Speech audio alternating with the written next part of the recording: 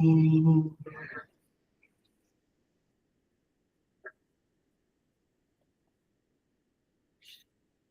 हम्म,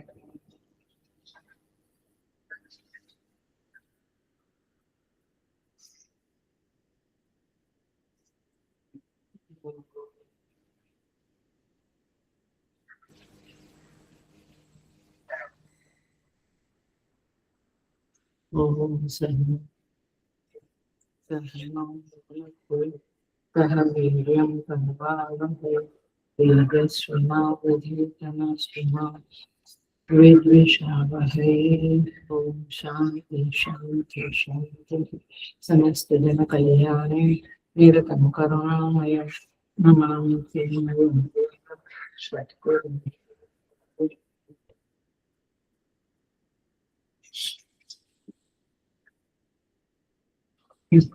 yes, आज कैवल्य उपनिषद जो ईश्वर ने प्रेरणा दिया है वो उपनिषद हम शुरू कर रहे हैं। हम इस उपनिषद के प्रारंभ में परमात्मा से और परम पूज्य गुरुदेव से और सारी गुरु परंपरा से आशीर्वाद की याचना करते हैं कि यह उपनिषद हमारे जीवन में, हमारे थिंकिंग में, हमारे ज्ञान में शुद्धता लावे और आपकी कृपा, सबकी कृपा हमारे सबके ऊपर, श्रोता वक्ता सबके ऊपर बनी रहे और हम अच्छी तरह से इस उपनिषद को संपन्न करें जो हमारे जीवन की, मेरी समझ में प्रायोरिटी चीज है। क्योंकि बाकी तो पता है, खाना पीना सब रूटीन में पशु पक्षी सब करते हैं, बट ये जो है उपनिषद का अध्ययन एवं अध्यापन, ये सर्वश्रेष्ठ कर्म है और इस कर्म से हम जुड़े हुए हैं। तो परमेश्वर की कृपा की याचना करते हैं और पुनः पुनः भगवान के प्रति कृतज्ञता और गुरु के प्रति कृतज्ञता अर्पण करते हुए कि यहाँ तक आपने सहाय की है, आगे भी सहाय करते रहे, कृपा दृष्टि रखें और हम इसका अध्ययन अध्यापन अच्छी तरह से करें। हम सिंसियरली करें, डेडिकेटेडली करें, क्योंकि डेडिकेशन एंड सिंसियरिटी के बिना कुछ मतलब नहीं होता है, वो ठीक है। सो आप रेगुलर अटेंड करिएगा, दूसरे लोगों को भी कहिएगा जिनको भी, क्योंकि कैवल्य बहुत कम जगह पे लिया जाता है। सो प्रचार प्रसार भी करिएगा और इस तरह से हम साथ साथ में इस उपनिषद का अध्ययन प्रारंभ कर रहे हैं। सो यद्यपि यह आज का क्लास पहले के उपनिषदों का जो ओपनिंग है और जो शांति मंत्र है वो उसके साथ ही होगा। सो हम थोड़ी भूमिका बना के फिर शांति मंत्र को उठाएंगे और कैवल्य के मंत्र का प्रारंभ तो मोस्टली अगले फ्राइडे से ही होगा। सो हरिओम। उपनिषद माने क्या है? ऑफलाइन होता तो पूछती थी लेकिन ठीक है। उपनिषद माने विद्या, सेल्फ नॉलेज, आत्मज्ञान। उपनिषद नाम विद्या इति उच्यते, ये वाक्य शास्त्रों में आता है। माने विद्या माने ब्रह्म विद्या, आत्मविद्या, इसको उपनिषद कहते हैं। आप क्या समझते थे? ये जो पुस्तक है ये कैवल्य उपनिषद ले लो ऑफिस से, ये पुस्तक, पुस्तक नहीं, विद्या। उपनिषदों नाम विद्या इति उच्यते, अर्थात कोई ग्रंथ का नाम है ऐसा नहीं समझना है। मैं आज का क्लास बहुत इजी है, आगे चल के एक 10 मिनट में जो बोलूंगी उसको ध्यान से समझ। विद्या कहाँ रहती है? बुक में रहती है। विद्या अंतःकरण में रहती है, विद्या कहीं बाहर नहीं रहती। पुस्तक में उसका प्रगटीकरण होता है। जो संत महात्मा ऋषि मुनि लोग थे उनके हृदय में यह विद्या प्रकट हुई और फिर उस विद्या को उन्होंने ग्रंथ में अवतरित किया। इसीलिए ये विद्या का बड़ा सम्मान करना है, उसके प्रति बहुत डेडिकेटेड होना है और बहुत प्यार करना है इस विद्या को, आत्मविद्या को। तो देखिएगा, मुख्यतः ये जरूर याद रखिए, मुख्यतः विद्या बुद्धि में, अंतःकरण में रहती है। एग्जाम्पल देती हूँ, अग्नि को हम नहीं जानते हैं, सपोज कि ये उष्ण है कि ठंडी है, तो हम क्या कहेंगे, मुझे अग्नि का अज्ञान है, मुझे पता नहीं है कि वो ठंडी है या गर्म है, उष्ण है, तो मैं क्या कहूंगी, मुझे अग्नि का अज्ञान है। मुझे सॉफ्टवेयर नहीं समझता है तो सॉफ्टवेयर का अज्ञान है, ऐसा बोलेंगे हम, ठीक है। लेकिन जब हमने अग्नि को छुआ, पता चला ये उष्ण है, तो क्या हो गया, अग्नि का मुझे ज्ञान हो गया, राइट। तो ज्ञान की वृत्ति मेरे अंदर उत्पन्न हुई, कैसे, अग्नि को छूने से, अथवा सॉफ्टवेयर का कोर्स किया, मैंने ट्यूशन लिया, वॉटेवर, तो मुझे उसका ज्ञान हुआ। वो ज्ञान वृत्ति कहाँ उत्पन्न हुई, अंदर। पहले मुझे अज्ञान था, अब आ गया समझ में, यानी ज्ञान हुआ। उसी तरह से हम बहुत बार व्यवहार में कहते हैं, ये पता नहीं ये मुझे सच में प्यार करता है या अंदर से दुश्मन है ना? लेकिन समझ में जब आ गया, पता चला कि मेरा हितैषी है, मेरा अच्छा करने वाला है, तो पहले जो डाउट था वो क्लियर हो गया। ऐसे जो लोग कहते हैं ना, पढ़ लिया है, उसके प्रति कभी सम्मान नहीं रखना, मैंने पढ़ लिया से कुछ नहीं होता। उसी तरह से यह जो विद्या है, यह जो ग्रंथ है, जैसे हम सॉफ्टवेयर का कोर्स किया तो ज्ञान हुआ, अग्नि को छुआ तो ज्ञान हुआ, ऐसे ये उपनिषद विद्या पढ़ते पढ़ाते धीरे धीरे उसका ज्ञान होता है। माने उपनिषद विद्या हमारे हृदय में प्रकट होती है। समझ में आई बात? बहुत बैकग्राउंड में शांति से बना रही हूँ। सो ये विद्या प्रकट होती है कहाँ, अपने हृदय में, अपनी बुद्धि में, अंतःकरण में। बट ये विद्या क्या है, आत्म विद्या, ब्रह्म विद्या। जैसे अग्नि क्या है, सॉफ्टवेयर कैसे उसमें कैसे ये उसका ज्ञान जो है, ऐसे ये क्या है, उपनिषद विद्या आत्म विद्या है। इसका मतलब क्या हुआ, आत्म विद्या माने आत्मा क्या है, मतलब मैं क्या हूँ, Who am I? इसे यदि जानना है तो उपनिषद पढ़ो, अन्यथा मत पढ़ो। तो पढ़ते हो तो जब हम डेडिकेशन से सॉफ्टवेयर का कोर्स करते हैं या कुछ करते हैं, तब उसका ज्ञान होता है। ऐसे डेडिकेशन से पढ़ाई किया, श्रवण किया, तो आत्मविद्या हमारे हृदय में प्रकट होती है। Dedication is a must. आप 10 जगह पे दौड़ा दौड़ी करेंगे तो सेवा करनी है या जो भी है, तो सब प्रायोरिटी इधर उधर देके फिर सेवा करते हैं, तो गुरु भी और परमेश्वर भी समझदार होते हैं, वो कितना कृपा करते हैं साधना में आगे जाने के लिए, ये सोचने वाली बात है।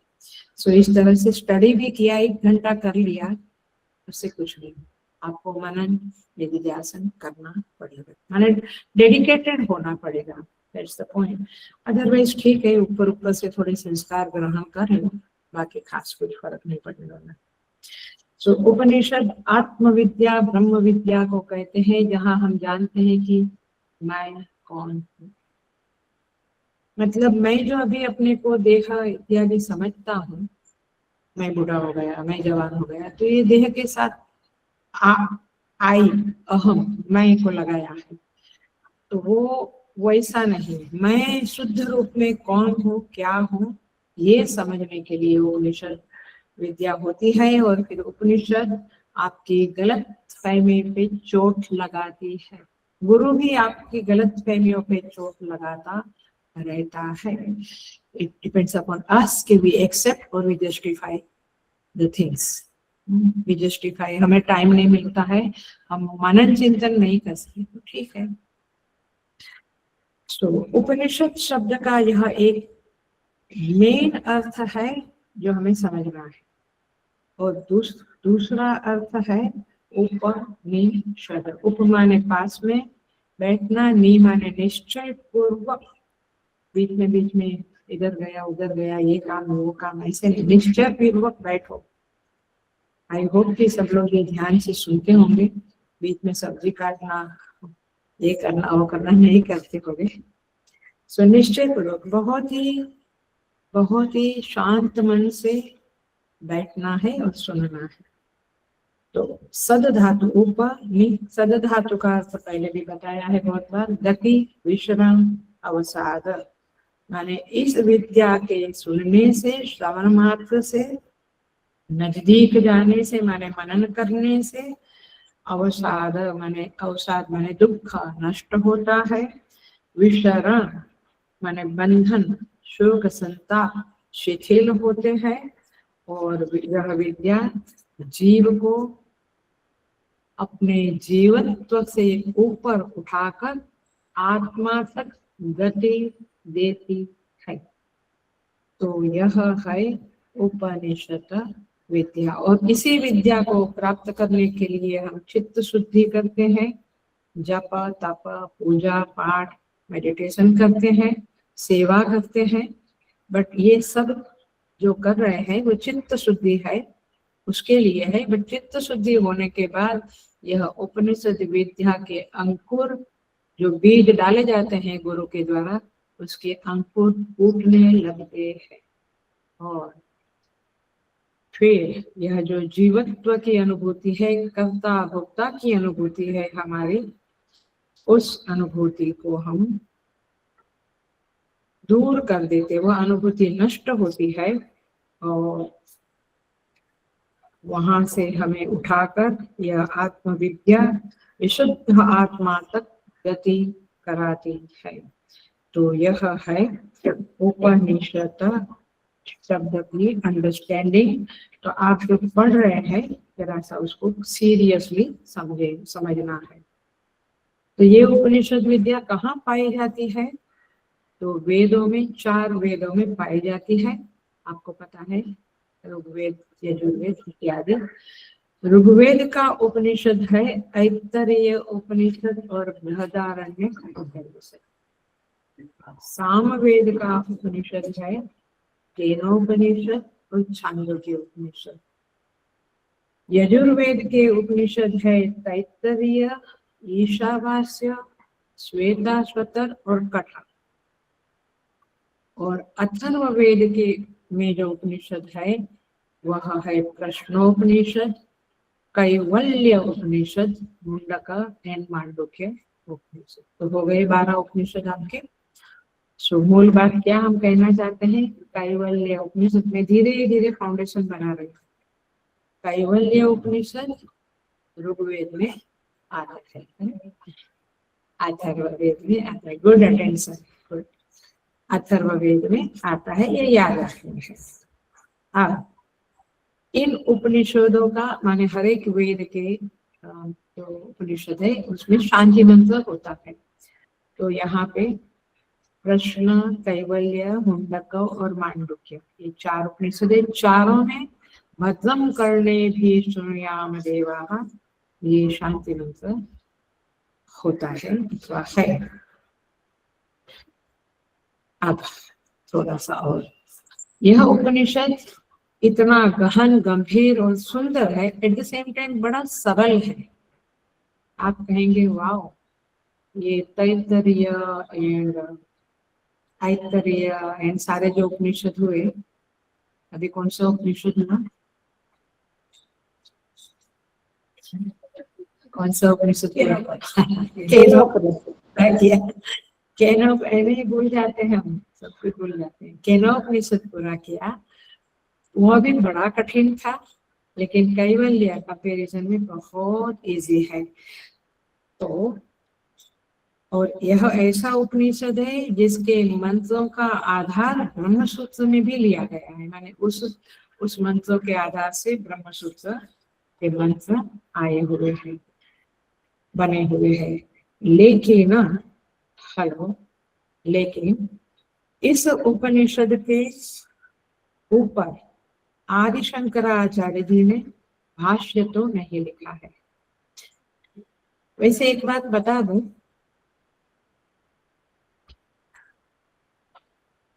उपनिषदों के ऊपर कमेंट्री बहुत कठिनता से कहीं कहीं मिलती है।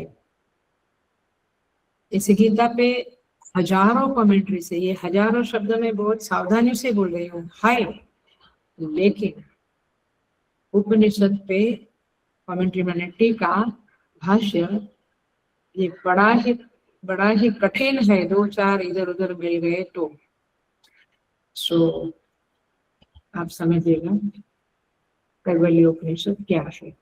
इसकी शैली बहुत जबरदस्त है। मैंने एक कैवल्य बता दूं, एक कैवल्य और एक श्वेताश्वतर उपनिषद, ये 2 उपनिषदों में कितने उपनिषद है टोटल बताया अभी? 12 में से ये 2 कैवल्य एक श्वेताश्वतर पे आदि शंकराचार्य जी ने भाष्य नहीं लिखा है। श्वेताश्वतर हमने पहले ही कर लिया है, तो कैवल्य पे भी नहीं है, और कहीं भी बहुत कमेंट्रीज, खास कमेंट्रीज में ये 2-4 बहुत हो गए।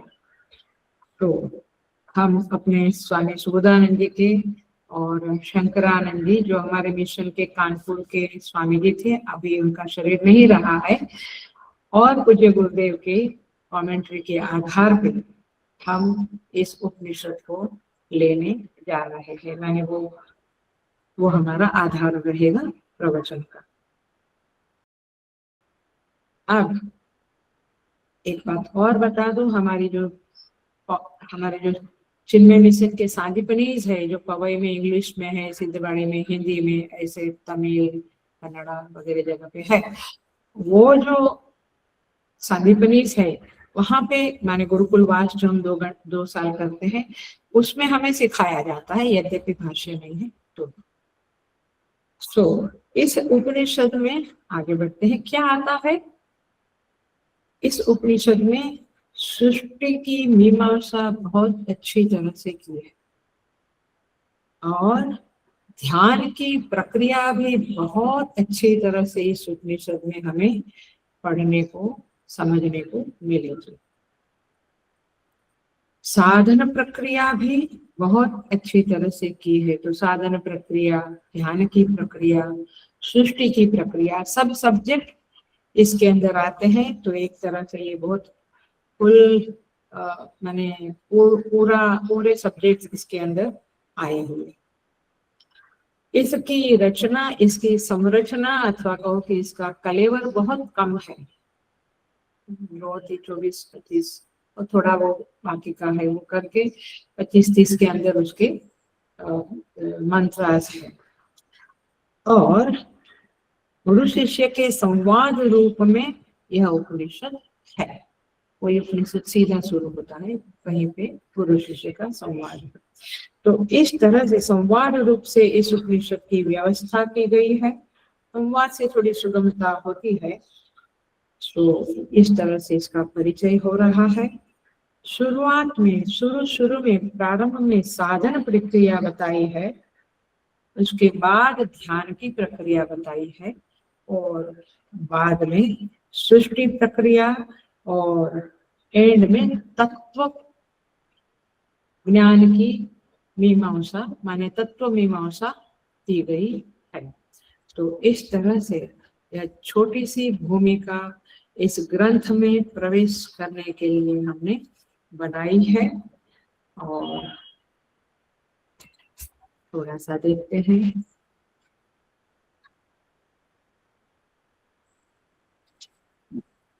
यह उपनिषद हम क्यों पढ़ते हैं, ये भी हम समझ लें। यहाँ पे इस उपनिषद को पढ़ने से केवल और केवल आत्मज्ञान की पिपासा शांत होगी। इसलिए हम पढ़ते, और कोई उद्देश्य इसमें ज्यादा मिलेगा नहीं।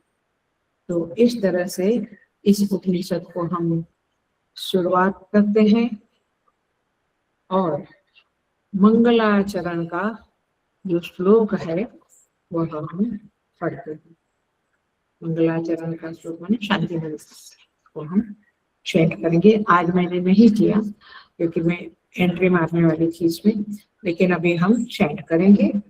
आप अपने पास राजेश जी ने दिया है मोबाइल में, नहीं तो उसको लिख लो, नहीं तो उसका प्रिंट आउट निकालो। तो विल स्टार्ट विद ओम भद्रं कर्णेभिः शृणुयाम देवाः, भद्रं पश्येमाक्षभिर्यजत्राः, स्थिरैरङ्गैस्तुष्टुवागंसस्तनूभिः, यशेम देवहितं यदायुः।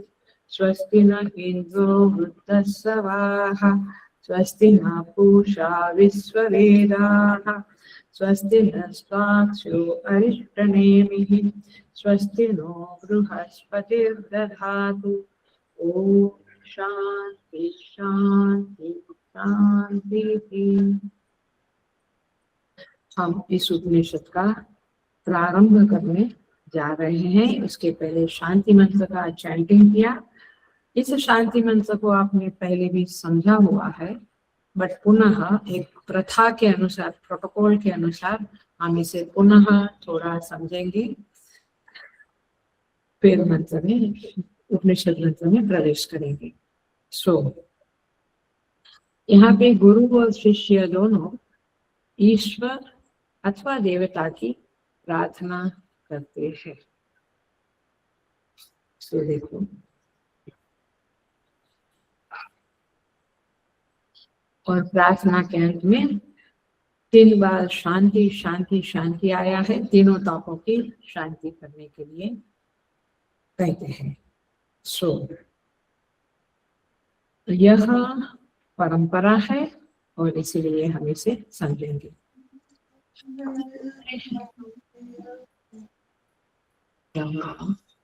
उपनिषद के परम पावन गुह्य सर्वोच्च ज्ञान का जो प्रतिपादन उपनिषदों में किया गया है, उसका विधिवत अध्ययन और ज्ञान प्राप्त करने के लिए हमें ये प्रार्थना करना जरूरी है। ये उपनिषद क्या करेगा? हमारे समस्त अनर्थ और दुखों का नाश करने वाला है, और इसलिए इसे महत् उद्देश्य वाली विद्या का अध्ययन करने के पूर्व हमें फोकस करना है, अपने समस्त इंद्रियों को एकाग्र करना है, शरीर को समर्थ रखना है। किसी भी, मैं कहूंगी किसी भी काम में, कोई भी कुछ भी करते हो, लौकिक विद्या आध्यात्मिक विद्या, आपको ये 4 चीज चाहिए। शरीर में सामर्थ्य चाहिए, इंद्रियों में तत्परता चाहिए, माने इंद्रिया शुड बी फोकस्ड, तत्पर माने फोकस्ड होना चाहिए, मन को एकाग्र, फुल कंसंट्रेशन होना चाहिए। कभी कभी मीटिंगों में मैं दोबारा पूछती हूँ क्या बोला मैंने, तो इसलिए नहीं कि मैं भूल जाती हूँ, भगवान की दया है, लेकिन इसलिए कि आप कितना फोकस से सुन रहे हो। लेकिन अभी तक तो मुझे बहुत खुशियां नहीं मिली है, भूल ही जाता है अभी क्या बोला, फिर बहुत बार याद नहीं रहता है। तो ये बातें समझने जैसी है कि जब ये छोटी छोटी मीटिंगें है लौकिक मैनेजमेंट वाली, यहाँ फोकस नहीं, उपनिषद विद्या का अध्ययन में तो बहुत फोकस चाहिए। मन की एकाग्रता, कंसंट्रेशन और बुद्धि की सूक्ष्मता, ये 4 चीज चाहिए। शारीरिक सामर्थ्य, इंद्रियों में तत्परता, तत्परता माने वो इंद्रिया एकदम उस बात को ग्रहण करने के लिए तत्पर है, आतुर है, क्या कहेंगे, बिल्कुल जिज्ञासु है कि क्या कहा जा रहा है, तत्परता। और बुद्धि की, मन की एकाग्रता, बुद्धि की सूक्ष्मता माने जो कहा जाता है, चाहे मीटिंगों में हो, लौकिक में हो, चाहे या आध्यात्मिक प्रवचन में हो, जो कहा जाता है उसे सही अर्थ में ग्रहण करना, ये बुद्धि की सूक्ष्मता का रोल है।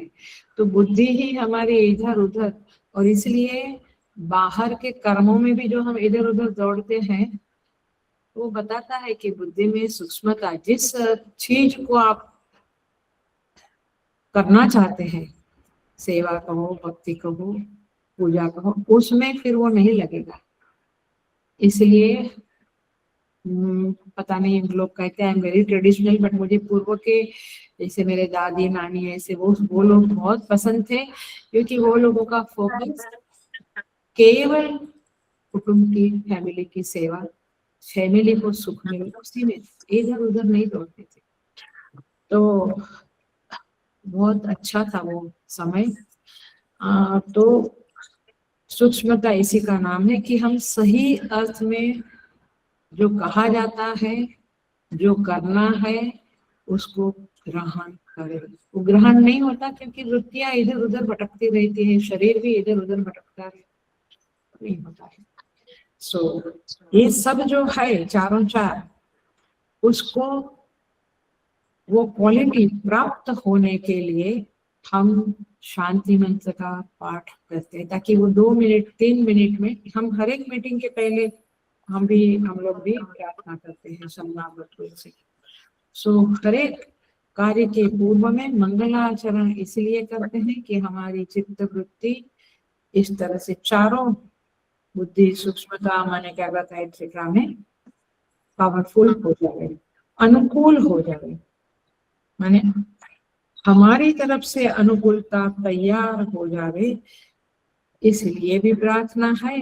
और बाहर जो वातावरण है वो भी हमारे अध्ययन के लिए अनुकूल हो जाए, यह भी उद्देश्य होता है आयुर्वेदिक। बाहर की अनुकूलता माने जब आपको टाइम है तब बाहर लोगों को टाइम नहीं है, माने वो अनुकूल होना माने कोई सेवा में हमें अनुकूल होना, माने जो सेवा करनी है उसमें उसके मैंने उसके प्रति डेडिकेट होना। सेवा या चीजें ऐसे नहीं जब अपने को टाइम मिला, जब अपन को ये है तब किया, बाकी हमें टाइम नहीं, हमें शाम। तो सेवा के अंदर कुछ मतलब नहीं होता है ज्यादा, क्योंकि वो फोकस नहीं रहेगा। तो ये हुई एक बात, शरीर को माने अपने को तैयार करना, बाहर के वातावरण में भी अनुकूलता होना चाहिए, तब जाके कोई व्यक्ति उस प्रोजेक्ट को सही तरह से संपादन कर सकता है। बाहर का भी अनुकूलता नहीं तो नहीं होता है। तीसरी बात एक बहुत महत्व की है, वह यह है कि हमें प्रार्थना जब हम करते हैं तो उसका अर्थ ध्यान में रखते हुए प्रार्थना करता है। क्या है, शाम को फटाफट फटाफट ऐसे नहीं। कहने का तात्पर्य है कि आपको जो प्रेयर करते हैं उसमें फोकस होके प्रार्थना करनी। कायजन कर्मजन, चित्त कहाँ है और हम भगवान से कहते हैं मेरे से कुछ अपराध हुआ तो focus is a very important thing. और इसलिए आज भी कई आश्रम है जहाँ पे गुरुकुल वास करते हुए आपको बाहर जाने नहीं मिलता। हम लोग भी जब सांदीपनि में कोर्स किया, मैं कहा हमें बहुत कुरला में रहती थी, बाबा ये जो वेरी क्लोज, लेकिन ना मेरी बहन की शादी में ना एंगेजमेंट कहीं जाने नहीं देते, तो नहीं देते थे हमारी वेटिंग। मैं गणेशपुरी में तो हमें गेट के बाहर ही नहीं जाने देते थे। 10 साल रहे। जब वे ले जाते थे कहीं तो अलग बात है, कहीं मंदिर में वज्रेश्वरी देवी या नित्यानंद बाबा की समाधि में ले गए तो अलग बात है, बाकी गेट के बाहर नहीं निकलना। तो फिर आपको, इसको कहते हैं फोकस, इसको कहते हैं डेडिकेशन, तब जाके कुछ चीजें हमारे अंदर आती है, कुछ आशीर्वाद आता है। बाकी तो छुटा घोड़ा के जैसा, जहाँ जाओ जाओ। इस तरह से अर्थ का ध्यान रखते हुए जब हम प्रार्थना करते हैं, तब सुन लेना ध्यान से, हमारे अंदर एक आशा का, एक उत्साह का संचार होता है, क्योंकि हम जानते हैं कि मेरा प्रभु मेरी प्रार्थना सुन रहा है और वो जरूर रिस्पॉन्ड करने वाला है। ये बात हमारे अंदर कब आएगी? जब हम अर्थ का ध्यान रखते हुए उनसे एक होकर ईश्वर की स्मृति साथ में रखकर प्रार्थना करते हैं। तो इसीलिए हम जो अध्ययन करते हैं वहां पर भी हम जब शुरुआत करते हैं तो पूरे फोकस से करना। और इसीलिए जब इस तरह से प्रार्थना होती है, हम जुड़ जाते हैं प्रभु से, उसके बाद हम श्रवण करते हैं, तो वो श्रवण में हमारे चित्त की उच्च भूमिका रहती है। दौड़ दौड़ के करते हैं, 2 मिनट टाइम लेके सेवा, जल्दी मीटिंग करो, जल्दी बता दो, नहीं तो हम इधर से सुन लेंगे, उधर से सुन लेंगे, ऐसे सब नहीं होता है। अभी अभी प्रवचन चल रहा है, वो डायरेक्ट प्रवचन ऑफलाइन तो जिंदाबाद, वो तो जबरदस्त, बट ऑनलाइन में भी आप रहे तो रिकॉर्डिंग सुनने में थोड़ा अलग ही प्रभाव पड़ जाता है। आप समझ रही हैं बात?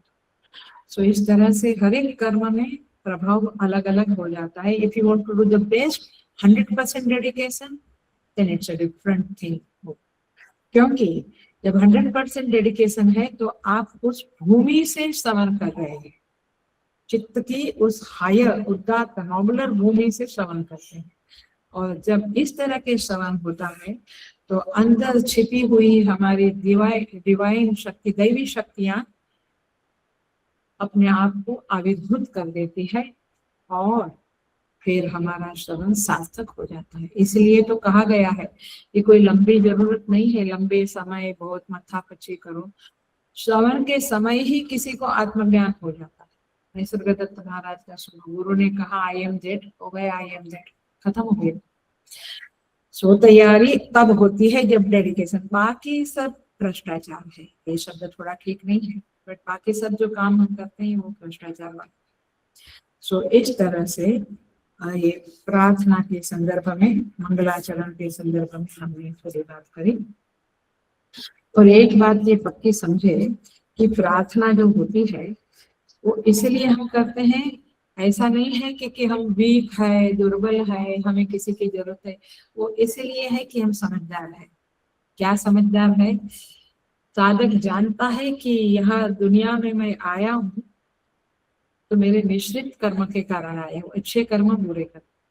तो बुरे कर्म जब मुझे फल देने को तत्पर होंगे और मैं अध्ययन कर रहा हूँ तो अध्ययन ठीक से नहीं होगा, और ये बुरे कर्म का फल तो अवश्य मिलने वाला है, वो तो मैं काट नहीं सकता। तो प्रभु से प्रार्थना है कि जब मैं अध्ययन करता हूँ, मेरे बुरे कर्म का फल जो आप देने वाले हैं उसको जरा आगे पीछे कर दो, इतना ही है।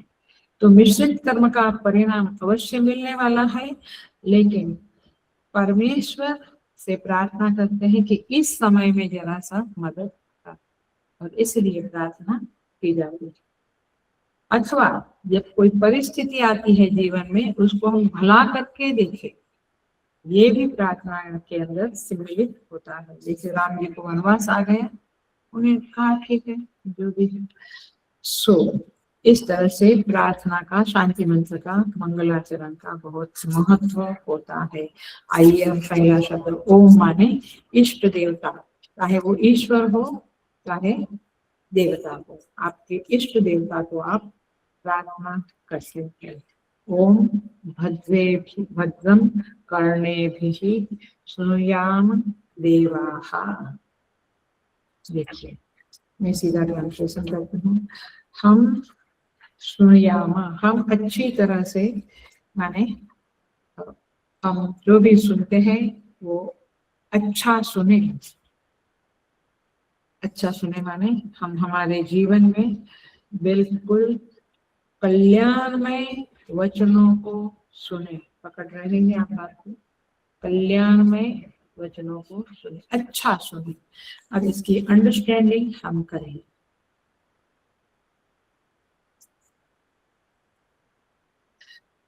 पहली बात 2-3 एंगल से समझाऊंगी, ध्यान से समझ। 2-3 बात है। पहली बात यह है, हम शुभ देखें, शुभ सुने। तो शुभ देखने की इच्छा है तो आस पास सब कुछ सर्वत्र शुभ का वास होना जरूरी है। आप अब समझ रहे हैं हमारे मंदिरों का या हमारे हिंदू कर्मकांड, हिंदू सनातन धर्म के पाठ पूजाओं का क्या महत्व है, क्योंकि उस मंदिर में न बीड़ी पीने की अलाउ है, ना गाली देने का, ना ऊंचे से बोलने का, ना गप्पा मारने का आया। कई बार लोगों को बहुत बुरा मान जाते हैं, इस मंदिर में हम कभी नहीं जाएंगे, वहां तो डांट देते हैं। अरे बट पाठ चलता है, आप आके घंटा बजाते हो। आप दो बहनें आई है, दो लेडीज आके घंटा बजा के उधर खड़े रह के गप्पा मारते हो, कुछ बात करते हो, हम लोग यहाँ पाठ कर रहे हैं, फिर डांट तो मिलनी ही है आपको। फिर वो स्वामी बरोबर नहीं, वो आप ब्रह्मचारी, तो ठीक है, वो चलता रहता है क्योंकि लोगों को समझ नहीं है। तो शुभ का वास होवे का मतलब क्या है कि मंदिरों में हम जो मंदिर का ये करने वाले हैं, आश्रम को अच्छा रखने वाले, माने आश्रम की केयर लेने वाले लोग हैं, हमको थोड़ा कड़क होना पड़ता है, क्योंकि वो मंदिर के वातावरण को यदि हम शुभ रखेंगे तो फिर यहाँ आने वाले व्यक्ति को सब कुछ शुभ विचार आएंगे, मन को शांति मिलेगी। Are you getting? हम केवल आपसे कोई दुश्मनी या दोस्ती, हमको कोई इंटरेस्ट नहीं है, लेकिन जो गुरु ने काम दिया होता है उस चीज को 100% डेडिकेशन से करने के लिए हम ये नहीं, इसके साथ दोस्ती टूटेगी तो ये होगा, नहीं, वी केयर ओनली फॉर भगवान। भगवान को क्या पसंद है, और इसके पीछे सिद्धांत ये है कि मंदिरों में शांति रखनी चाहिए ताकि मंदिर में आने वाले के चित्त में ईश्वर के साथ कनेक्शन हुए और शुभ शुभ वातावरण बना रहे। सो यहाँ कहते भद्रम सुनना है, करणे भी सुनुयामः, भद्रम पश्ये माक्ष भी। आंखों से हम अच्छा देखें, अच्छा कब देखेंगे? आजू बाजू शुभ शुभ है। तो इसीलिए आश्रमों में क्लास होना और आपके घरों में क्लास होने में फर्क होता है। अच्छा, घर में पूजा पाठ करना और मंदिर में बोलते हैं हम घर में कर लेते हैं पलंग पे बैठ के शुभ शुभ ही डिफिकल्ट। लेकिन अज्ञान का कोई अंत नहीं है, अज्ञान भी होता है और अज्ञान को जस्टिफिकेशन करने की दुर्बुद्धि भी लोगों के पास होती है। सो हम कल्याणकारी वचन कब सुनेंगे? जब हमारे आजू बाजू के लोगों का मन शांत होगा, तब तो वे शांति से बात करेंगे, तब तो हम कल्याण में सुनेंगे। और इसलिए यहाँ पे कहा गया है, देखो कैसे कहते हैं। पहली बात तो ये है कि हम प्रार्थना करते, ये मंगलाचरण प्रार्थना है। प्रार्थना प्रकर्षेण अर्थ्यते इति प्रार्थना। अर्थ माने वस्तु, प्रकर्षेण और अर्थ माने वस्तु भी और मांगना भी। तो प्रार्थना माने हम बहुत दिल से, बहुत तड़प से मांगते हैं भगवान से, हे प्रभु आप मुझे मैं अच्छा देखूं, अच्छा सुनूं। स्तुति अलग बात है, आपको फिर से पुनः स्मरण करा दूं, स्तुति में मांग नहीं होती है। स्तुति केवल परमेश्वर की प्रशंसा, परमेश्वर के गुणगान गाने के लिए होती है, जिससे भी चित्त शुद्धि रूपी फल अवश्य मिलता है स्तुति से। लेकिन प्रार्थना में आपकी मांग पूरी की जाती है। That is the difference between स्तुति एंड प्रार्थना। इसलिए हम लोग शाम को स्तुति करते हैं, शिव महिमा विष्णु सहस्त्रनाम, ये स्तुतियां हैं। भजन अभंग अलग बात है। सो स्तुति में मांग नहीं है। तो ये प्रार्थना जो है उसमें भी तीव्रता होनी चाहिए। ये कब तीव्रता होगी? रूटीन में करे चरण कह दिया तो वो एक बात हो गई, और मैंने आज झूठ बोल दिया तो मुझे बड़ी ग्लानि होने लगी। तो ग्लानि होने लगी तो मैं रात को दिल से भगवान से कही, तुम कर चरण कृतम वा कायजम मानसम, मन से वाणी से। तो याद आता है वाणी से मैंने झूठ बोला था। तो भगवान को जब वो याद करके हमारी गलती, जब हम कहते हैं कर चरण माने कृतम वा कायजम कर्मजम वा समनम नयनजम वा मानसम वा परातम विहितम वा सर्वमेतत् क्षमस्व। जब ये क्षमस्व कहते हैं तो हम दिल से कहते भगवान क्षमा कर देना, प्लीज क्षमा कर देना, और भगवान करते हैं। मतलब वो फल तो मिलेगा बट वो बहुत क्या कहेंगे सूदिंग वे में मिलेगा इन वे, अथवा उस समय आपको शक्ति होगी कि ठीक है मैंने झूठ बोला तो मुझे ये मिला, आई मस्ट बेर इट।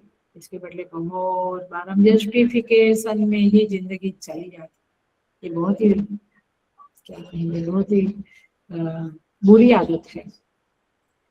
सो तात्पर्य यह है कि प्रार्थना शब्द में तीव्रता तब आती है जब हम दिल से कहते हैं। हनुमान चालीसा रोज पढ़ते हैं पूजा में, लेकिन किसी दिन रात को मुझे याद है कि मैं वाशी से शाम का क्लास लेती थी वाशी का, जब यहाँ नई नई आई थाना में तो रात को 11 साढ़े 11 बजे यहाँ पहुंचती थी नेरुल से, नेरुल निवासी से। सो यहाँ पे ऋतु में बहुत डॉग्स है तो एकदम अंधेरा, कभी कभी लाइटें चली जाती थी और मैं एंट्री मारती थी तो जो कुत्तों का भौंकना इन सब तो भयंकर डर लगता था। तभी जो हम हनुमान चालीसा या अपना ओम नमः शिवाय या जो बोलते हैं और रूटीन में बोलते हैं उसमें फर्क पड़ जाता है, ये खुद हम अनुभव करते हैं सब लोग। तो तात्पर्य ये है कि ये प्रार्थना दिल से होनी चाहिए, बिल्कुल समझदारी से, माने प्रार्थना का अर्थ समझते हुए करना है और ईश्वर से कनेक्ट होके ये प्रार्थना करनी है। तो इसलिए स्टूडेंट कहता है, विद्यार्थी कहता है भद्रम करने भी सुनुयाम देवाहा, मैं अच्छा अच्छा सुनूं, भद्रम पश्चिम पश्चिम अक्षभी ही यदत्वा, मैं आंखों से अच्छा अच्छा देखूं, क्योंकि हमारा वश नहीं है। अभी लाइट चली जाती है अथवा कहो कि कोई कुछ बुरा माने कुछ गंदगी देख लेते हैं टीवी में यूट्यूब पे, नहीं चाहते हुए फटाक से वो क्या पॉपअप हो जाती है चीजें, तो हमारा वश नहीं है। तो हम भगवान से प्रार्थना करें कि हमारी रक्षा करे और हमें अच्छा सा दिखावे, अच्छा सा सुने हम अच्छा सुने। जरा याद रखना पड़ता है अभिमान को छोड़कर कि हमारी औकात बहुत छोटी है, हम बहुत कम औकात वाले इंसान हैं, आदमी बहुत कम औकात वाला है, इसलिए ये प्रार्थना तो अवश्य करनी चाहिए।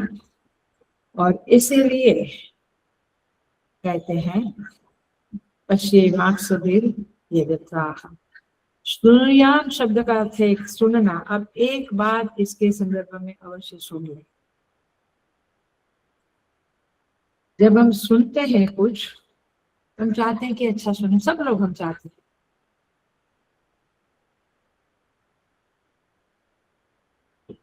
इसका अर्थ क्या होता है, जब हम अथवा इसके पीछे अंडरस्टैंडिंग क्या है, जब हम अच्छा बोलेंगे तब हम अच्छा सुनेंगे।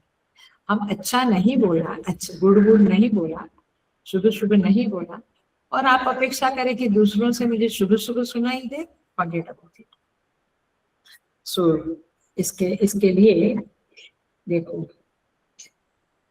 बड़े लोग होते हैं सज्जन लोग, उनमें भी कहीं कुछ बुराइयां होती है और जो बुरे लोग हैं उनमें भी कुछ अच्छाइयां होती है।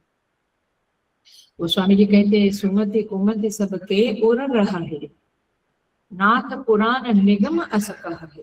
सत्य हृदय में ये रहता है, निगम आगम सब कहते हैं, जहाँ सुमति तहाँ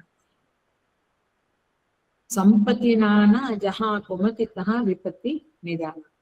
माने हम जब अच्छा सुनेंगे अच्छा बोलेंगे तब ही हमारी संपत्ति बढ़ेगी, चाहे अंदर की दैवी संपत्ति या बाहर का ऐश्वर्य, ये पक्की बात है। ये तो स्वामी जी की कहो या जो भी महापुरुष वेद व्यास जी का हर एक वाक्य, आदि शंकराचार्य की टीका में हर एक वाक्य में सच्चाई छिपी हुई है।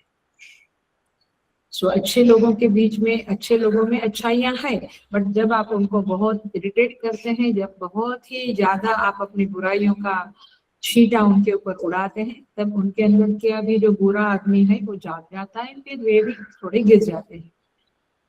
इस तरह से बुरा आदमी में भी अच्छाइयां हैं। तो पॉइंट इज दिस कि आपको ऐसे बोलना चाहिए that you provoke the good things in सामने वाला आदमी, उनके अंदर की अच्छाइयों को आप प्रोवोक करेंगे तो अच्छाइयां निकलेगी। बट आप बुराई, आप बुरा बोलते हैं और उनके अंदर की अच्छाई को प्रवोक होगा, ये नहीं हो सकता है। तो ये वाक शुद्धि से श्रवण शुद्धि होती है, ये वाक्य याद रख ले। वाक शुद्धि माने बोलना, वाक माने वाणी, वाक शुद्धि है तो श्रवण शुद्धि होगी। तो सुनयाम देवाहा, बोलने के पहले ये चीजें समझनी पड़ती, इसलिए केवल प्रार्थना कर ले तो ज्यादा कुछ फर्क नहीं पड़ता। वो दिल से लगाना एक बात होती है और वाणी से बोलना एक बात। ये संबंध जो है वाणी का और काम का, वो ध्यान रखना पड़ेगा। और इसलिए यहाँ पे साधक विद्यार्थी भगवान से प्रार्थना करता है कि मेरे आसपास ऐसे लोग होंगे जो मुझे, अथवा ऐसा शुभ शुभ होवे कि मैं शुभ शुभ सुनूं और शुभ शुभ देखूं। और एक बात देख लेते हैं हम, उसके पीछे का थोड़ा सा रहस्य समझ में आ जाएगा तो ये बातें ठीक पड़ेगी। इसलिए मैं बार बार इवन ये कर लिया है, फिर भी हम सुनते हैं ताकि बार बार रिपीट होके अपने माइंड में फ्रेश हो जाए। संत लोग जो बोलते हैं वो ऐसी भाषा बोलते हैं कि ये कान जो है आपको, उसको कूड़ा घर मत बनाओ। और हम उसको कूड़ा घर बनाने से रोकने की साधना अथवा प्रक्रिया कितनी करते हैं ये देखो। खुद भी फोन आया सुन लेते, बोलते नहीं नहीं मैं तो ऐसे ही सुना, आई एम नॉट इंटरेस्टेड, मेरा मन तो जप करने में और पाठ करने में है, बट तूने सुना ना, हो गई बात खत्म। तो ऐसे नहीं, स्ट्रांग होना पड़ेगा साधना। देखो एक कहानी है हितोपदेश की। कहानी में कहते हैं कि एक सिंह और एक सांप समहाउ, वैसे तो प्राकृतिक नहीं है बट समहाउ वे लोग दोस्त बन गए और ऐसे बड़े मित्र बन गए कि दोनों एक दूसरे को मदद करने में सदा तत्पर रहते थे। और जंगल में बाकी के पशुओं ने देखा कि यार ये दोनों एक है और उनके कारण हमारा तो नाश हो रहा है, क्योंकि दो लोग इकट्ठे हो जाएंगे तो काफी कुछ काम कर सकते हैं। तो जंगल के पशुओं को ये पसंद नहीं आया, उनको जेलसी हो गई। और जेलसी क्या करवाती है, कुछ न कुछ गलत काम करवाती है। तो उन्होंने मीटिंग बुलाई, प्लानिंग किया किसको कब किसके पास जाना। कुछ लोग सांप के पास, कुछ लोग सिंह के पास, और फिर उनके कान में, उनके दोस्त के लिए माने सिंह के कान में सांप की बुराइयां, सांप के कान में सिंह की बुराइयां करना शुरू किया। उन्होंने 21 दिन का प्लान किया था। They were successful and the day comes, जब, क्योंकि आदमी भी कच्चे कान का होता है, पशु पक्षी भी कच्चे कान का। तो जब वो दिन आ गया, ये दोनों के बीच में दुश्मनी शुरू हो गई। आप समझ रहे हैं, तो ये विद्वेष पैदा करने वाली चीज है। और इसीलिए हम कान से अच्छा सुने, अच्छा बोले, इसका मतलब, और आंखों से अच्छा देखे। और प्रार्थना इसलिए करते हैं कि प्रभु आप पे विश्वास है, आप हमारी प्रार्थना को सुनकर हमारे आजू बाजू का वातावरण शुभ शुभ रखेंगे। भज्जम करने भी, भज्जम का अर्थ होता है मंगल। मगी गतो मंगल, मंगल माने प्रगति, गमनार्थक धातु से मंगल शब्द बनता है। प्रगति माने कल्याण, कल्याण में कल अन प्रत्यय है, कल धातु है। और कल्याण माने नवीन, नवीन नवीनता माने नया नया, नवीनता। और कल्याण माने कल की कलना, कलना माने गणना। जैसे हम एक एक क्षण को गणतरी करते हैं ना, कि गया गया गया, ऐसे हर क्षण में कुछ नवीन नवीन अपने अंदर, अपनी बुद्धि में स्फुरित होए, ये है प्रगति। प्रगति क्या, 2 ड्रेस का 4 ड्रेस आ गया, 1 गाड़ी की 2 गाड़ी आ गई, ठीक है आपकी सांसारिक प्रगति की बात। माने आपका सांसारिक मन इसी तरह से सोचेगा कि हमारी बहुत प्रगति हो रही है। बट आचार्य लोग कहते हैं कल्याण प्रगति माने मंगल, मंगल बुद्धि में स्फूरित हो, मंगल देखना, मंगल बोलना, ये जब हमारे अंदर आता रहेगा तब हमारी प्रगति है, ऐसा समझना पड़ेगा। तो ये जीवन हमारा स्टेगनेंट ना रहे, प्रगति हो गई, इसीलिए भी ये प्रार्थना होती है। देखो आगे कहते हैं स्थिरैरङ्गैः तुष्टुवागं सस्तनूभिः। इसका मीनिंग है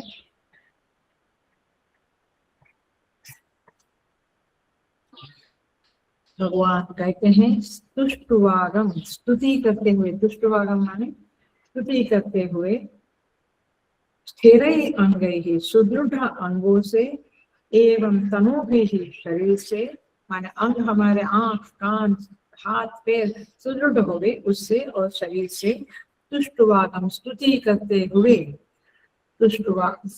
तुष्टुवागम माने स्थिरैरङ्गैः तुष्टुवागम तत्त्वास्तनूभिः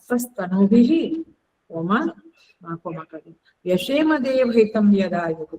हम जो यद आयु, जो आयु हमें मिली है उसे हम देवहितम यशेम, व्हाट अ ब्यूटीफुल प्रेयर, उसे हम देवहित माने देव कर्म के लिए, देव संतुष्ट हुए, देवता परमेश्वर संतुष्ट हुए, इस तरह से कर्म करते हुए व्यतीत करे। यशेम, यशेम शब्द इधर आए, तो शरीर से, मन से, अंगों से हम जो आयु मिली है वो देवताओं के हित के लिए उसका सदुपयोग करें। यजत्वा, हाँ यजत्वा का अर्थ है और इस तरह से हम भगवान की आराधना करें। धन्यवाद। ये बड़ी जबरदस्त बात है। अच्छा सुने, अच्छा देखे, उसके बाद कहते हैं स्थिरैरङ्गैः, माने वैसे देख लेना, देखे सुने के साथ साथ पांचों इंद्रियों का है, हम सूंघे स्पर्श करे अथवा गंध लेवे, माने गंध लेवे स्पर्श करे, स्वाद लेवे, ये सब इंद्रियों के प्रति आप कृपावंत रहना कि वे अच्छा स्वाद ले, माने अच्छी चीजें खाए। ये बाहर का ये गंदगी क्या ये तो क्या पता नहीं, junk food and all that ना खाए, पिज्जा मंगाते हैं ये सब क्या, तो ये सब हम बाहर का माने हमें अच्छा अच्छा खाए, अच्छा सुगंध लेवे, अच्छा स्पर्श होवे, तो ये चीजें तुलसी स्पर्श, तुलसी की गंध है सब, तो ये समझने लेना है। तो मेरे अंग तुष्ट हो, मेरे शरीर बलिष्ठ हो, शरीर स्वस्थ हो, ये प्रार्थना साधक करता है, क्योंकि उसके बिना तो होना मुश्किल है। तुष्टुवागम ये वैदिक उच्चारण है। इसका अर्थ है कि मेरा जीवन माने आप संतुष्ट हो ऐसा मेरा जीवन होए, मैं ऐसा जीवन जीऊं, आप जो आयुष्य देवे, ज्यादा देवे कम देवे ये नहीं मांगता हूँ। यद आयु, यद आयु मैंने जो आपने आयु दिया है, क्योंकि जीवन मेरे ऊपर बोझा नहीं है, इसलिए मैं कम, मेरी आयु कम होवे वो नहीं चाहता हूँ और मैं आयु ज्यादा होवे ये भी नहीं चाहता हूँ। आपने जो दिया है फाइन, परंतु ये जीवन जो मिला है उसमें हम देवता का आराधन करें, उनकी सेवा करें, उनको प्रसन्न करें और उपनिषदों की विधियों में, गलियों में हम विहार करें, माने हम शास्त्र का अध्ययन अध्यापन करें, क्योंकि समय मिला है तो ये सब हम करें। देवहितम शब्द का अर्थ, देवहितम यशेम यजत्राः, इसका एक सिंपल अर्थ में गीता के संदर्भ में कह दूं तो यह है, 30वें अध्याय में आता है, एवं प्रवर्तितं चक्रम नानुवर्तयति हयः अघायुरिन्द्रिया रामः मोघम पार्थ स जीवति। बहुत प्यारा मंत्र है मेरा, बहुत प्यारा मंत्र है ये श्लोक, बहुत प्यारा है, क्योंकि आजू बाजू सब जगह देखने से मोघम पार्थ स जीवति, लोग मोघम माने फुकट का, फालतू का, व्यर्थ का जी रहे हैं। पशु तो व्यर्थ का जीते ही है, उनको तो कुछ और नहीं है, लेकिन मनुष्य को भगवान ने सब कुछ दिया है, आंख कान नाक हाथ पे, लेकिन वो मोघम पार्थ स जीवति ऐसे ही जी रहा है। लेकिन एवं प्रवर्तितम चक्रम, भगवान कहते हैं परस्परम भावयन्तः, माने परस्पर एक दूसरे को मदद करने से हम सबका कल्याण होता है। यहाँ पे यही चीज मांगी है कि हमारा स्वास्थ्य ठीक रहे और हम देवताओं की सेवा में अपना अपना समय व्यतीत करें। हम अहम की अग्नि में आहुतियां न दें, अहम की अग्नि जलती ना, मेरा पहले कुछ हो जाए। गुरुदेव का ठीक है, होता रहेगा, टाइम है उतना, और बहुत ठीक नहीं हुआ तो क्या मेरी इच्छा पूरी हुई ना, मेरा जो था वो पूरा हुआ ना, ये प्रायोरिटी रहती है दुनिया में। बहुत मोस्ट ऑफ द पीपल तो अहम की अग्नि में हम आहुति देते हैं, ईश्वर की अग्नि में आहुति देना ये बहुत बड़ी डेडिकेशन, बहुत बड़ा सद्गुण है। आता नहीं है इतना जल्दी।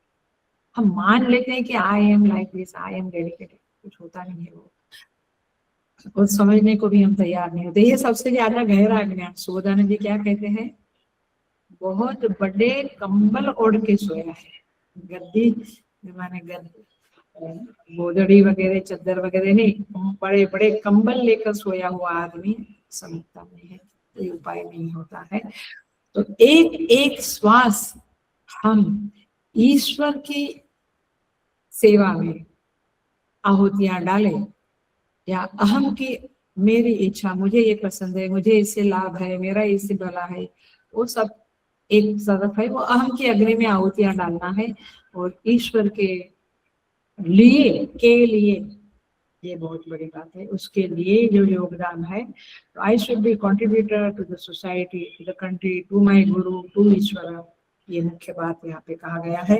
तो शिष्य कहता है विद्यार्थी, प्रभु मैं ये सीख लूंगा वेदांत वगैरह, उसके बाद में सेवा करूँ, तो मैं मुझे सेवा दीजिए आप, ऐसी प्रार्थना कहते हैं। देवहितम, देखो अदरवाइज तो लोग, हाँ तो बोला था, दिनयामिन्यौ सायं प्रातः शिशिर वसंत पुनरायातम काल क्रीडति गच्छति आयु, नहीं याद आता, तदपि न मुंचति आशावायु भज गोविंदम, गोविंदम भज मूढ़। दिन रात चले जा रहे, we are not improving in our right thinking, हमारी गलत थिंकिंग को लेके हम आग्रह करते हैं, उसी में जीते हैं।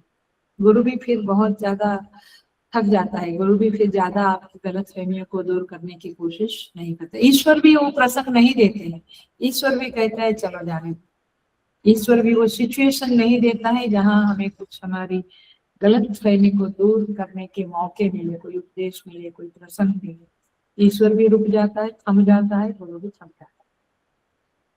सो इस तरह से यहाँ गुरुदेव, जो गुरुदेव कहते हैं, if you kill the time, time will kill you. आप समय को बर्बाद करोगे तो समय आपको बर्बाद कर देगा।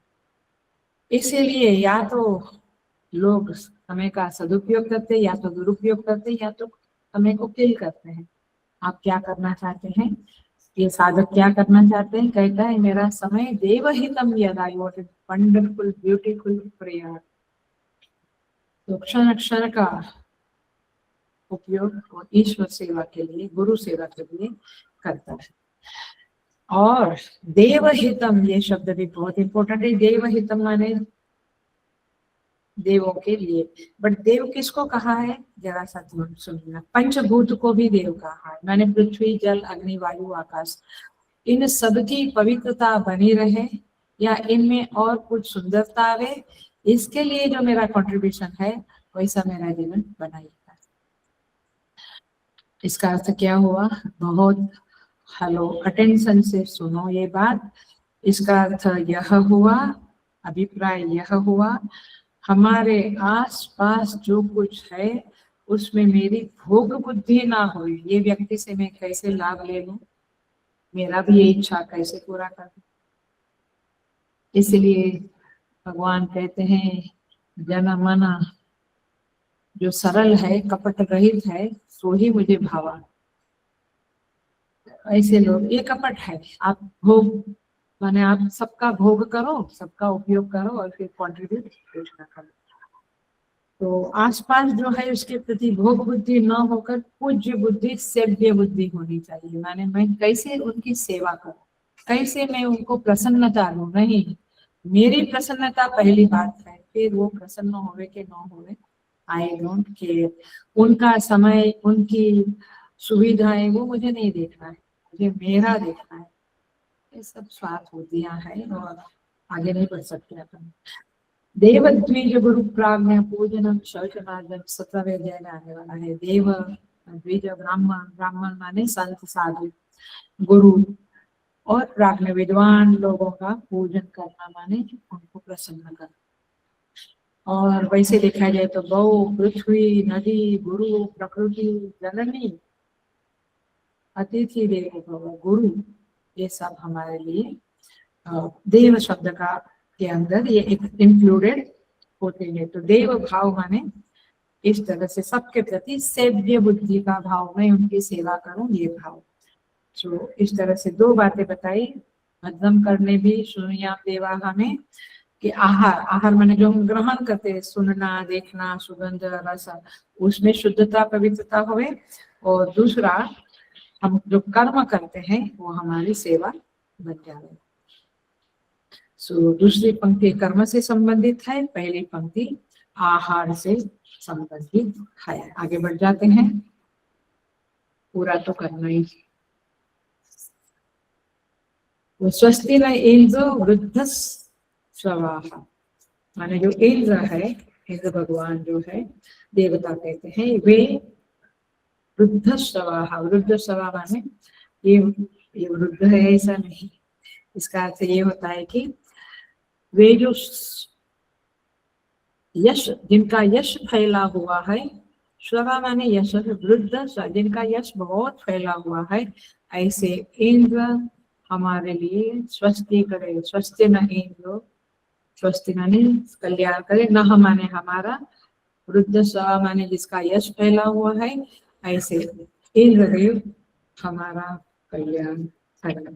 देखो इसका अर्थ क्या हुआ, इसकी समझ प्राप्त करने से अच्छा रहेगा।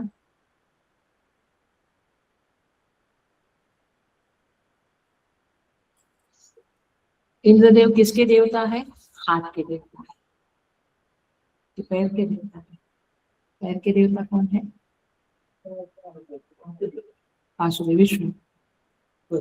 सो यहाँ पे कहते हैं कि यह जो स्वस्ति माने अच्छा कल्याण, हमारे जीवन में जो कर्म हम करते हैं वो शुद्ध कर्म हो, उन कर्मों में माने वाक कर्म भी करते हैं, बोलते समय कितना कपट रखते हैं, हमको लगता है सामने वाला मूर्ख है, कोई मूर्ख नहीं होता, वो ज्यादा बात करना नहीं चाहता, करते हाँ हाँ करता है, बट मूर्ख नहीं होता है। तो हमारे कर्म, वाक कर्म, हाथ के कर्म अच्छे बने।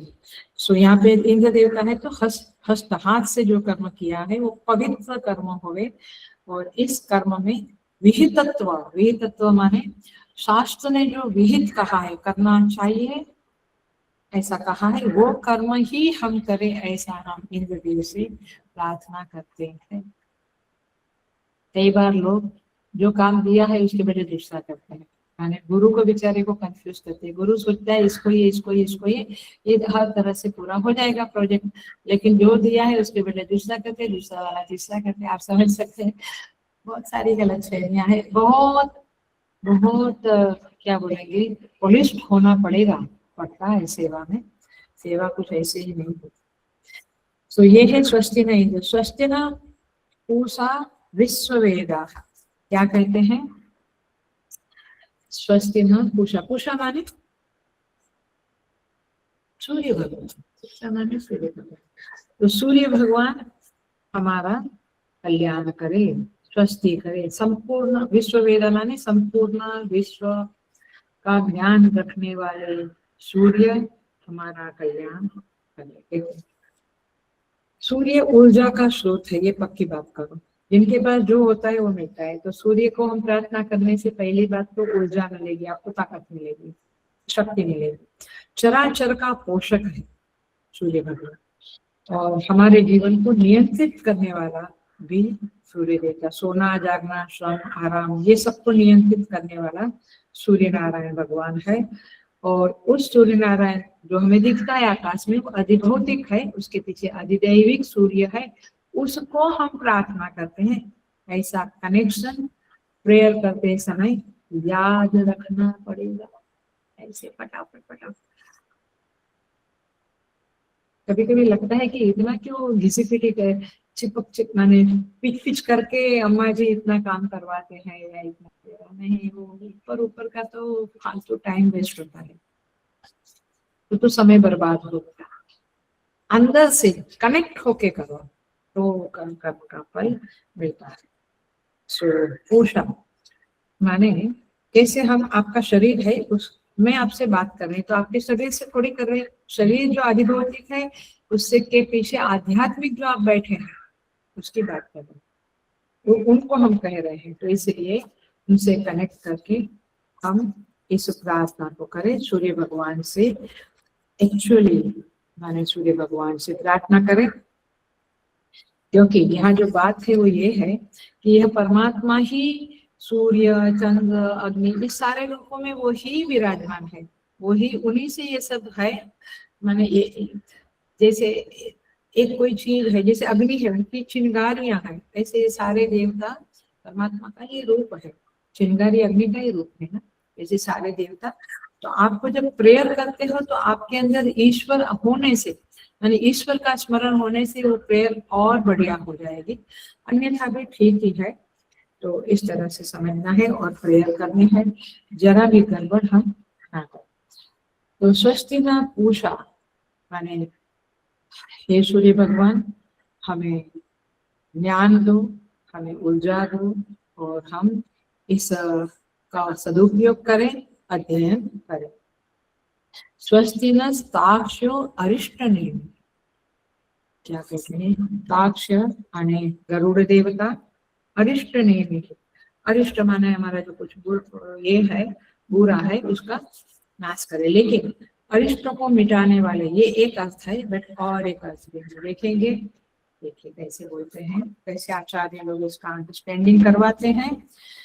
अरिष्ट नेमि, नेमि माने चक्र, ये भी प्रश्नोपनिषद में आता है। नैमिषारण्य जो शब्द है ना वो नेमि से बना है। सो यहाँ पे क्या कहते हैं, हे गुरुदेव, हे सदगुरु, आप विपत्तियों को काटने के लिए चक्र नेमि के समान है।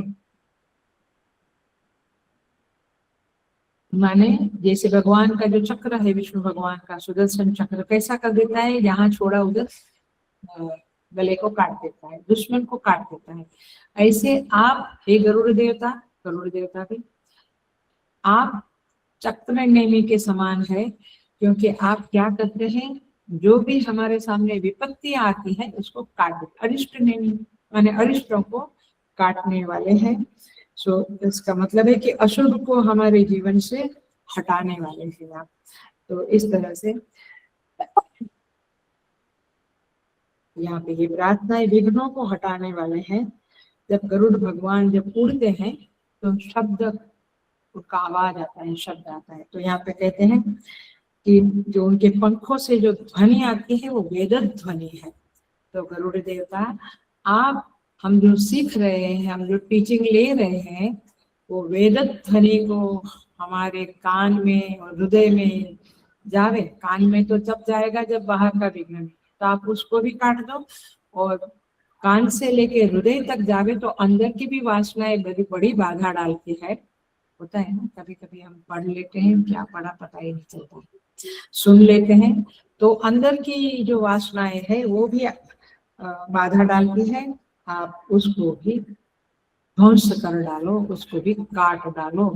तो इस तरह से आप हमें अध्ययन में आगे बढ़ने के लिए आशीर्वाद दो, हमारे अरिष्टों का नाश करो, विनाश करो। और इस तरह से गरुड़ देवता शब्द प्रमाण के रूप में हमारे सामने है। शब्द प्रमाण माने आत्मज्ञान के लिए शब्द प्रमाण की बहुत जरूरत है, बट वो कब जाएगा, जब हम गरुड़ देवता को प्रार्थना करेंगे कि आप हमारे विघ्नों को नाश करो। तो इस तरह से जीवन में विविध प्रकार की अथवा को 3 प्रकार की शांति के बारे में भी कहते हैं।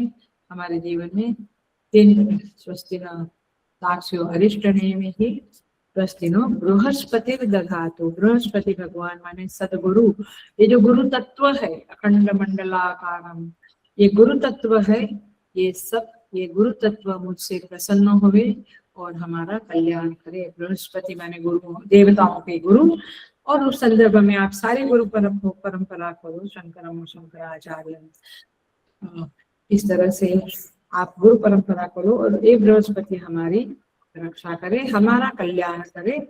यही यहाँ पे प्रार्थना है। वाणी के देवता भी है और माने सभी देवताओं के भी गुरु है। तो इस तरह से स्वस्ति नो बृहस्पति दधातु।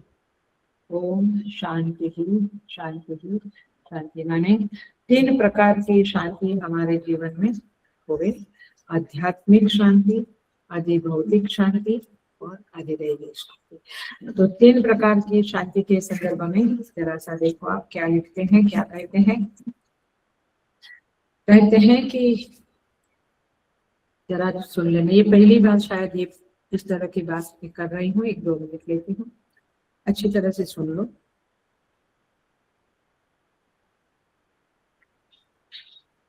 अधिदैविक ताप का शांत होना, तो हम सोचते हैं कि हम देवताओं को प्रार्थना करते हैं, लेकिन इसका अर्थ यह भी हुआ, हेलो अटेंशन प्लीज, इसका अर्थ यह हुआ कि देवताओं